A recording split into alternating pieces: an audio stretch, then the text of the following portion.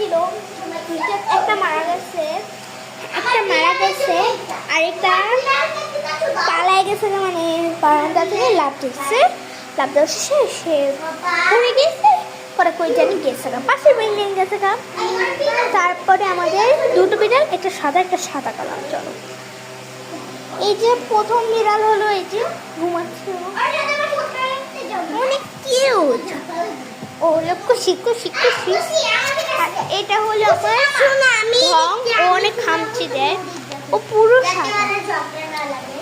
সাদা, আপনারা দেখতে বলবেন পুরো সাদা ওরা।